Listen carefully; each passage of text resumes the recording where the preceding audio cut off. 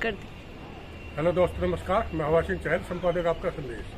दोस्तों, आज यहाँ आंसी के सैनिक पब्लिक स्कूल के अंदर SUCI कम्युनिस्ट का एक सेमिनार आयोजित किया गया, जिसमें कॉमरेड सत्यवान और राजेंद्र एडवोकेट कॉमरेड साहब जो रेवाड़ी से आए थे और अन्य नेता विजेंद्र सिंह का नाम नॉमिनेट करने के लिए आए थे। मास्टर विजेंद्र जो कि यहाँ हिसार लोकसभा से प्रत्याशी बनाए गए हैं SUCI कम्युनिस्ट पार्टी के, और इनमें सत्यनारायण बाटोल और दूसरे जो भी यहाँ इनके जो नेताजी थे, और एक ये अपने मेहर सिंह बांगड़ जी भी वहीं पर हाजिर हुए, और कई नेता अन्य भी थे जो प्रमुख रूप से यहाँ पर बोले हैं।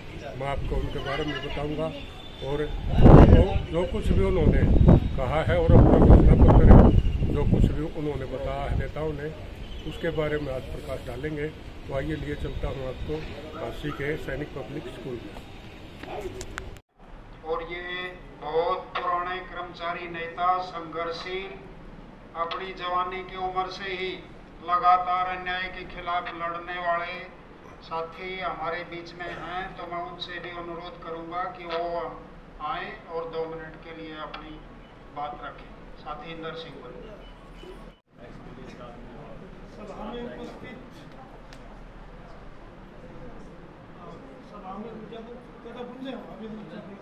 सभा में उपस्थित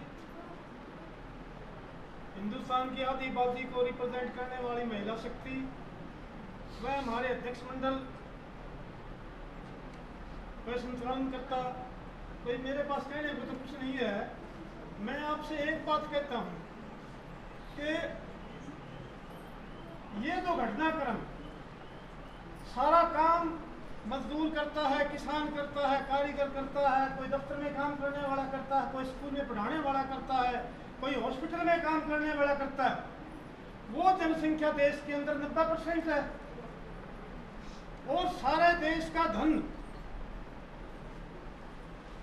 मोटा मोटा 10% लोगों के पास हो गया, और उन 10% में से भी 1% लोगों के पास पूरे देश का 44% संपदा इकट्ठी हो चुकी है। संपदा में जमीन भी आ गई, आपकी रेलवे भी आ गई, हवाई जहाज भी आ गई, आपकी यूनिवर्सिटीज भी आ गई, हॉस्पिटल भी आ गए, आपका सब कुछ आ गया। क्या कारण है कि आज मेहनत कश इतना होने के बाद भी उसमें एकता नहीं बनी। एकता बनने जा रही थी, बनाई भी जा रही थी, ऐसी शक्तियां भी मौजूद है समाज में जो समाज की एकता बनाती है। लेकिन हम जो आडंबर के शिकार होते रहे, सदियों से हम गुलाम थे, कि टूना टोटका के गुलाम थे, बाबाओं के गुलाम थे, वो लोग जेलों में आपको नजर आ गए। अब उनका गुलाम होने की मैं समझता हूँ समझदारी पैदा करनी पड़ेगी कि वो किस काम में जेलों में है। कोई देशभक्ति के लिए जेलों में नहीं है वो, या तो बलात्कार में होंगे, या मनी लॉन्ड्रिंग में होंगे, या मर्डर में होंगे। और ऐसे ही राजनेता लोग हैं, बहुत से राजनेता लोग जिन्होंने पूरे स्टेट के अंदर नरसंहार करा दिया, और अपग्रेड होकर के वो दिल्ली में आ गए, फिर दिल्ली में नरसंहार शुरू कर दिया, फिर पूरे देश में नरसंहार शुरू करना दिया। तो ये क्या कारण है कि इतना कुकर्मी आदमी, इतने कुकर्मी राजनीति के अंदर क्यों कामयाब है, ये सोचने का विषय है। और इसीलिए ये जो इलेक्शन है, इस इलेक्शन में जीतने के अलावा मैं समझता हूँ जनता को ये बताना जरूरी है कि ऐसा क्यों हो रहा है। काम हम करते हैं और हमारे पास तो हालत ये है कि हम बच्चों को नहीं पढ़ा सकते, और वो लोगों के बच्चे विदेशों में पढ़ते हैं। उसके लिए कारण में वो क्यों जिंदा है, देखिए आप हमारे अंदर वो क्या फूट डालते हैं। समाज में आपने देखा होगा कि देश का वर्तमान प्रधानमंत्री मौजूद है, लोग इसको राजा कहने लगे। मैं कहता हूँ ये हमारे नौकर हैं। जब 5 साल के लिए जैसे खेत हम किसी को देते ना कल्टीवेट करने के लिए ठेके पर, ये 5 साल ठेके पे समझो आप इनको, ये 5 साल के लिए भैया अपने देश के अंदर ये काम करना, ये हमारा देश है। हम उसको ये समझ गए कि वो हमारा राजा है। और प्रेस वाले मीडिया भाइयों से भी मैं कहूँगा, उनका भी दौर इस दौरान में तो अच्छा नहीं रहा। वो जितनी चाटुकारिता करते दिखे इसमें, वो चाटुकारिता मैंने जिंदगी में 72 साल का हो गया, मैंने कभी नहीं देखी। तो आप देखिए कि क्या कर रहे हैं कि सारे देश की प्रॉपर्टी जो लोगों की संपदा से बनी थी, वो सारी की सारी 90% तो 2 घरानों को लगभग दे चुके हैं। 7-8 घराने और उनके हवाले कर दिया। जितनी इंडस्ट्री थी हमारी, 22 इंडस्ट्री थी जो सरकारी उपक्रम में जो हथियार बनाती थी आर्मी के लिए, उसको भी इन्होंने प्राइवेटाइज कर दिया। प्राइवेटाइज का मतलब हम क्या समझते हैं कि वो अपने तो राजा अपने तो बुनियाई हुआ, वह प्राइवेट उन पूंजीपतियों को कम पैसे में दे दी। और कैसे दे दी? अभी लाला रामदेव का केस आप देख रहे चल रहा है। बड़े आदमी योग गुरु के नाम से बीच में आए थे, करोड़ों रुपये का इतना स्टेट बना लिया, तो फ्रॉड करके बना लिया, वो उसकी सजा हो रही है। इसी तरह इन लोगों ने क्या किया कि इन लोगों ने जो चीज उपक्रम थी 5000 करोड़ की, उसको इन्होंने 500 करोड़ में बेच दिया। 500 करोड़ अपने अलग से पैसे ले लिए उससे रिश्वत के, 5-4 हज़ार के में करवा लिए, बॉन्ड करवा लिए किसी से, 1000 के किसी से। तो ये एक धंधा जो चल रहा था, उस धंधे को रोकने के लिए लोगों का दिमाग इधर ना जाए, हमारे अंदर वो फूट डालते हैं धार्मिक रूप से। आप ये सोचिए कि आज कितने सेक्ट है, कोई राधा स्वामी है, कोई कुछ है, कोई कुछ है। तो ये सारा सिस्टम जो है, इसके अंदर हमारा ये मतलब नहीं है कि हम उसके लिए इतने संकट हो जाएं कि वो हमें दिखे हुए वो सदा गलत काम करे और हम फिर भी उसकी सपोर्ट करें। यही हाल इन लोगों ने लोगों में जहर घोल करके कभी मुसलमानों के नाम पे घोल दिया। हमारे कुछ खुश होते हैं भाई, हमारे को तो कुछ मिलेगा, सारे को क्या मिलेगा भाई? ये 2 लड़कियां थी ओलंपिक की, ये कौन थी भाई? ये मुसलमान थी क्या? इसको भी छोड़िए आप। हिसार के अंदर ये जो बरवाड़ा का रास्ता है जो चंडीगढ़ जाता है, इस रास्ते को अचानक बंद कर दिया कि यहाँ हवाई अड्डा इंटरनेशनल बनेगा। कोई हवाई अड्डा ना बना है, ना बन सकता है, ना आगे बढ़ेगा। कारण है उसका 1 घंटा पहले दौड़ जाना पड़ता है हवाई अड्डे पर, फिर 1 घंटा बात करो हवाई जहाज की। 2 घंटे में तो दिल्ली अब में पहुंच जाएंगे। तो कौन जाएगा भाई हवाई जहाज में? हवाई जहाज फेल है, हिसार में नहीं चल सकता। एक बात तो यही थी। इन्होंने ये सारी जमीन अडानी को देने के लिए, वहाँ सरकारी जमीन है हिसार में, उस सरकारी जमीन को इकट्ठा करके उसके साथ लामबंद कर दिया स्टेट गवर्नमेंट से। और वो तो हिंडनबर्ग की रिपोर्ट आ गई, जिस रिपोर्ट से इनका बेईमानी वो दे नहीं पाए। इलेक्शन में करता दोबारा भी कुछ नहीं हुआ तो फिर दे देंगे वो आपका रास्ता बंद कर दिया। और उसका क्या इफेक्ट हुआ? जो वोट बीजेपी को देने वाले काम थे वो सारे लगभग, हमें पता है भी कौन अपन पहला होता है किस वर्ग में ज्यादा है, उन लोगों के 2 लाख लोगों का रास्ता बंद हो गया। जो रोज पढ़ने आते थे, ट्यूशन पे आते थे, फेरी वाले आते थे, दूध बेचने वाले आते थे, कोई सर्विसमैन आते थे। 18 किलोमीटर बढ़ गया रास्ता। 9 किलोमीटर रास्ता था वहां से, वो 27 किलोमीटर बन गया। आठ जान के 53 किलोमीटर। तो आप देखें 53 किलोमीटर उनका तो सीधा इफेक्ट हो गया। लेकिन अपन भी अगर जाना है बरवाड़ा साइड में, चंडीगढ़ में, नरवाना में, उधर कैथल में, तो हमारा भी किराया बढ़ गया, टाइम भी बढ़ गया। एक तो ये काम किया, कितना घिनौना काम है कि जो रास्ते सदियों से बने हुए हैं, इन मेमोरियल टाइम से बने हुए, यानी जिसके याद नहीं कद बने होंगे काम, ये कद ये रास्ते बने थे, जिस सरकार ने उसको बंद कर दिया, उन लोगों ने सहनशीलता से उसको उस समय उसके ऊपर हमला नहीं बोला। ये हम मानसिकता पैदा करना चाहते हैं लोगों में कि अगर ऐसे कुछ काम हो, उसके ऊपर जनता को लामबंद होकर के उस सरकार को गिरेबान से पकड़ के नहीं करने देना चाहिए। ऐसा ही काम हरियाणा में एक दूरदर्शन केंद्र था पूरा स्टेट का, जिसके अंदर किसानों के प्रोग्राम, मजदूरों के, दवाइयों के, कोई आपको जानकारी दे। उस सेंटर को इन्होंने बंद कर दिया ये कह करके कि चंडीगढ़ शिफ्ट किया जा रहा है। चंडीगढ़ हरियाणा में है ही नहीं, और चंडीगढ़ जान के 500 किलोमीटर बढ़ान के कौन सा ऐसा कलाकार है जो 500 किलोमीटर आवता होगा 2 दिन घूमेगा, और कितना खर्चा पड़ेगा? तो दिल्ली नजदीक है उससे तो अपने कहने का, मैंने उसको बंद कर दिया। तो वहाँ मैं धरना चला रहा हूँ, उसका 464 दिन हो गया। मैं अभी धरना से आ रहा हूँ। 464 दिन में प्रेस के भाइयों ने किसी ने हिम्मत नहीं दिखाई। अभी ट्रिब्यून वाला ने एक बड़ा अच्छा छापी है खबर, इंग्लिश वाला ने बड़ी अच्छी खबर। एक और ध्रुव राठी ने अपना प्रोग्राम में दिखाया है, रवीश ने भी अपना उसमें दिखाया है।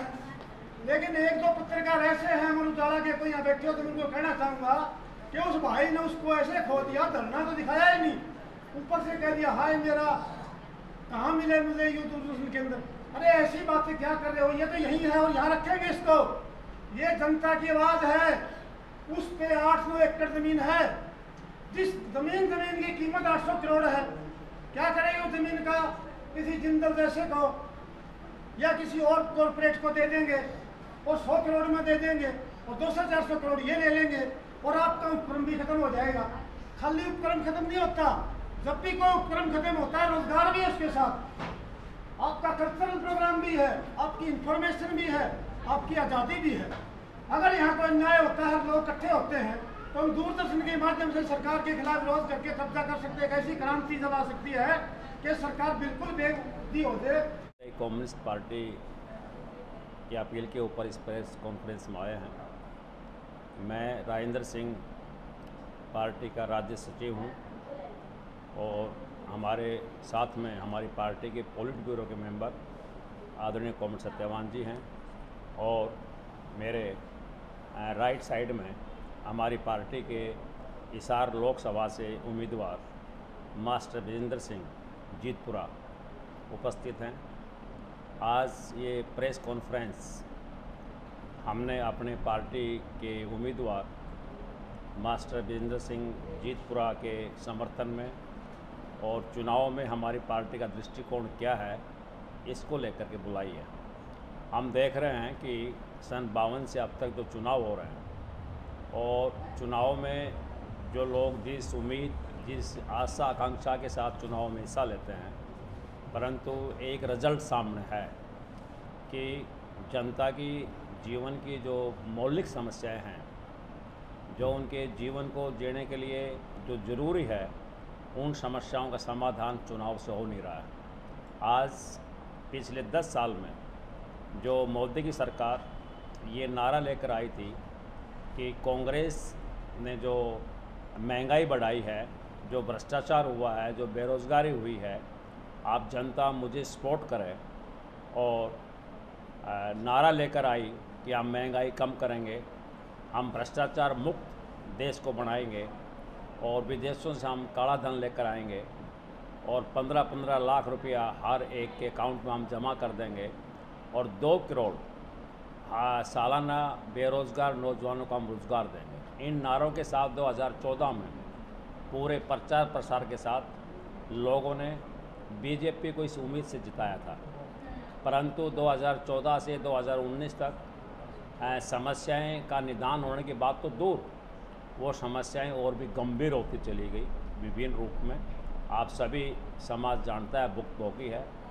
फिर 2019 के अंदर कोई चुनाव में मुद्दा नहीं, पुलवामा के घटना को लेकर के एक देश के अंदर जो देश प्रेमी जो भावनाएं तमाम नागरिकों की है, उसको बढ़ाने के लिए एक अंतर्राष्ट्रीयवाद को खड़ा करके जो शहीद हुए उनके नाम से वोट ली गई।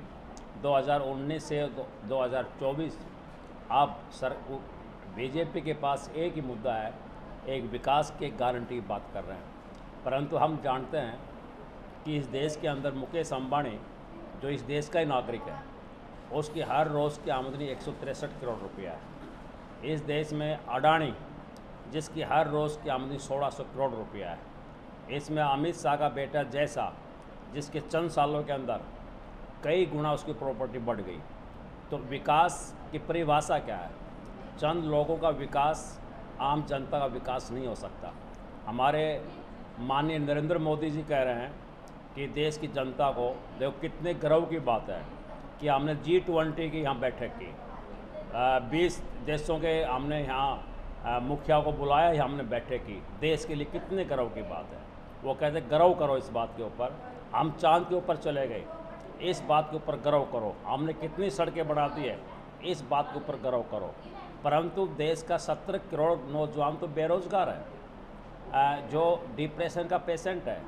देश का किसान 4.5 लाख किसान 2018 तक वो आत्महत्या कर चुका है, उसको कोई सुनने वाला नहीं है। कर्ज के बोझ में देश की जनता डूब रही है और 1 अरब से ज़्यादा विदेशी कर्ज हमारे केंद्र की सरकार के ऊपर है, वो भी जनता को देना पड़ रहा है। तो तमाम समस्याएं दिनों दिन बढ़ती जा रही हैं, उन समस्याओं का समाधान नहीं है। और राजनीति जो किसी एक ज़माने में सिद्धांत के ऊपर टिके रहती थी, पूंजीपति वर्ग की भी पॉलिटिकल पार्टी कुछ न्यूनतम मापदंड रखती थी। आज सुबह कोई अगर कांग्रेस में है तो 1 घंटे के बाद वो भाजपा में है, अगर कोई भाजपा में है तो उसके अगले घंटे वो कांग्रेस में है। सिद्धांतहीन राजनीति जो इस देश में चल रही है, तो ये देश इन लोगों की कुर्बानी, जनता की कुर्बानी के बदौलत देश का निर्माण हुआ है। परंतु आज हम देख रहे हैं कि राजनीति एक सौदा हो गई है, एक आमदनी का एक जरिया हो गई है। और इलेक्टोरल बॉन्ड जो आया है अभी उसने साबित कर दिया है कि इन पार्टियों के पास पैसा कहाँ से आता है। तो जो पैसा देगा वही उसका गुण गाएंगे। आज़ादी आंदोलन में इस देश के महान सेनानी हुए लाला लाजपत राय। लाला लाजपत राय कांग्रेस के जाने माने नेता थे। उन्होंने कांग्रेस को एक बात कही थी उस ज़माने में, एक प्रस्ताव लेकर आए थे कि मैं ये प्रस्ताव रखता हूँ कि ये कांग्रेस बिड़ला से पैसा ना ले आज़ादी की लड़ाई लड़ने के लिए। अगर ये बिड़ला से पैसा लेगी तो ये बिड़ला की पार्टी बन जाएगी, सरमाएदार की पार्टी बन जाएगी। उनके प्रस्ताव गिरा दिया गया था। तो आज जो इलेक्टोरल बॉन्ड, जिस चोरी को इन्होंने कानूनी लीगलाइज कर दिया, उसको कानूनी रूप दे दिया, आज उनसे करोड़ों रुपया लेकर के जो एक काम कर रहे हैं, ये सिद्ध हो चुका है कि ये पार्लियामेंट के अंदर उन्हीं देश के किसान मजदूरों के खिलाफ नीतियाँ बनाएंगे और देश की जनता को ये तबाही की तरफ लेकर जाएंगे। उसका परिणाम ये सामने आ रहा है, ये सिद्ध हो रहा है। तो आज भ्रष्टाचार बढ़ा है, बेरोज़गारी बढ़ी है, आज महंगाई लोगों की कमर तोड़ रही है। जो गरीब आदमी हैं, मिड डे है, आशा है, आंगनबाड़ी है, उनको न्यूनतम वेतन नहीं, मनरेगा में काम नहीं, देश की बुरी हालत में है।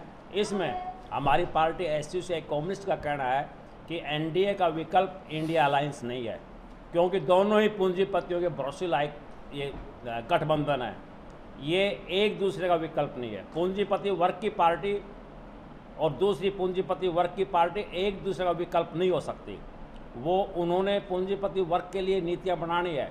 आज अगर देश के अंदर सच्चा अगर विकल्प है तो देश की सच्ची क्रांतिकारी पार्टी एसयूसीआई कम्युनिस्ट, शायद आप नहीं जानते होंगे, हमारी पार्टी का निर्माण 1948 में हुआ था और इसके निर्माण करने वाले आज़ादी आंदोलन के सेनानी थे, जो उन दिनों आज़ादी आंदोलन में जो भगत सिंह, नेताजी सुभाष चंद्र बोस से जो धारा निकल कर आई थी, उस धारा से जुड़े हुए लोग जिन्होंने 48 में इस पार्टी को बनाया, इस उद्देश्य से कि आज़ादी का सपना अधूरा रहा। आज़ादी मिली, अंग्रेज़ गए, परंतु इस देश के अंदर पूंजीपति और सत्ता पे काबिज हो गया है। इसलिए उनके खिलाफ जन आंदोलन के रास्ते एक समाजवादी क्रांति की तरफ आगे बढ़ना है। तो हम चुनाव एक जन आंदोलन के रूप में ले रहे हैं, ताकि जन आंदोलन की आवाज़, सड़कों की आवाज़ जो आज हमारे को उठाने वाले नहीं है, हम चाहते हैं कि आज हमारी पार्टी के 151 लोकसभा क्षेत्रों से पूरे देश में हम चुनाव लड़ रहे हैं। हम चाहते हैं कि हमारे यहाँ के उम्मीदवार जो संघर्षशील उम्मीदवार हैं, जो किसान आंदोलन से तप कर आए हैं, जो सड़कों के ऊपर लड़ाई लड़ करके जो हर रोज़ जनता के बीच में रहते हैं, ये मास्टर विजेंद्र जीतपुरा को जनता हिसार के लोग कामयाब करें और ताकि ये पार्लियामेंट में जा कर के जनता की आवाज़ को उठाएं। जहाँ हम बैठे हैं, सेकंड है हमारा गुड़गांव और थर्ड है हमारा भिवानी महेंद्रगढ़ और चौथा है हमारा हिसार, ये कुरुक्षेत्र और पाँचवा है हमारा रोहतक और छठा है हमारा सोनीपत। जी, आप क्या किस मुद्दे को लेकर इलेक्शन लड़ रहे हैं एमपी का? हम इस मुद्दे को लेकर इलेक्शन लड़ रहे हैं सर कि पूरे भारतवर्ष में 151 सीटों पर लोकसभा चुनाव लड़ रहे हैं और सत्ता में आने पर शिक्षा और चिकित्सा दोनों चीज़ों को बिल्कुल फ्री किया जाएगा। हर साल ज़्यादा से ज़्यादा रोज़गार दिए जाएंगे और किसान, गरीब, मजदूर तबके को ऊपर उठाने की कोशिश की जाएगी। ज़मीन से जुड़े हुए क्रांतिकारी और क्रांतिकारी पार्टी से निकले हुए इंसान हैं। जो बड़े लोग आप कह रहे हो वो पूंजीपतियों के उनके पीछे हाथ हैं। हमें उनसे कोई घबराने की आवश्यकता नहीं है, क्योंकि पब्लिक हमारे साथ है, किसान, मजदूर, व्यापारी, हर वर्ग हमारे साथ है, तो हमें उनसे कोई डर नहीं। हिसार के अंदर लोकसभा के अंदर देखें तो कौन कौन समस्या आपको नजर आ रही है? हिसार लोकसभा के अंदर लगा लो या पूरे प्रदेश या देश के अंदर लगा लो, काफ़ी समस्याएं हैं। जो मोदी सरकार ने पीछे रोजगार की बात की थी, शिक्षा और चिकित्सा की बात की थी, वो सभी प्रस्त है। निजीकरण हो रहा है, किसानों लगभग हजारों किसान आत्महत्या कर चुके हैं। किसान आंदोलन से किसानों की बुरी दशा कर दी है सरकार ने, व्यापारी, मजदूर, हर वर्ग दुखी है।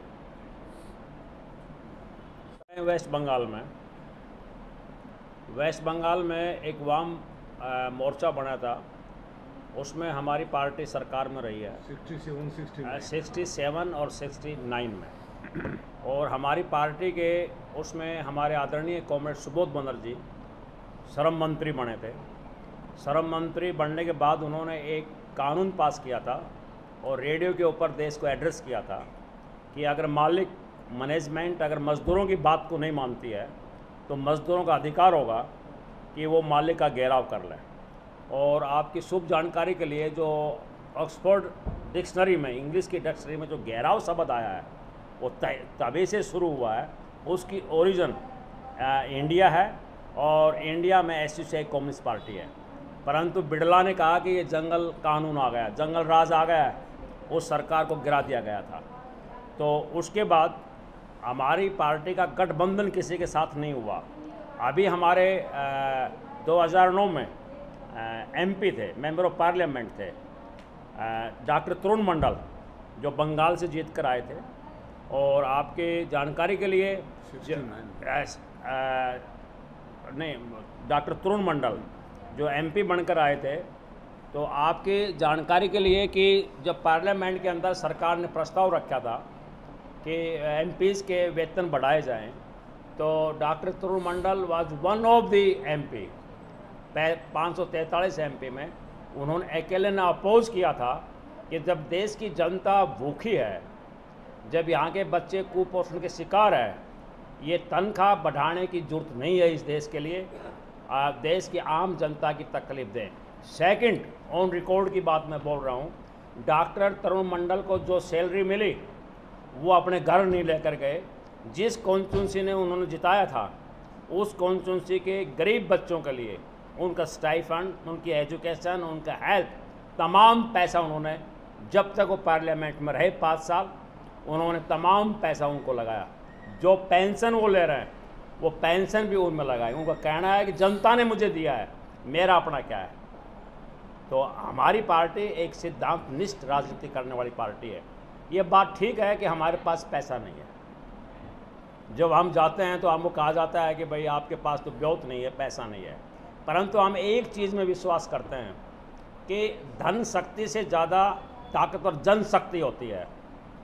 अंग्रेज़ के पास सब कुछ था, परंतु जनता ने जिस दिन समझ लिया था, उस अंग्रेज़ को यहाँ से भगा दिया था। तो अगर जनशक्ति, देश के आम लोग राजनीतिक तौर के ऊपर अगर उनमें चेतना और समझदारी आ जाए तो ये धन नहीं चलेगा, जनता फैसला ले सकती है। जो किसान आंदोलन, जिसके लिए ग्रेलिंग एग्जाम्पल है, हमारे लिए ताज़ा मिसाल है। 700 किसानों ने आहुति दी, और जो ये कहते थे कि मोदी ने जो कह दिया वो वापस नहीं होने वाला है, उन्हीं किसानों ने मोदी के घुटने टेके और काले कानून वापस हुए।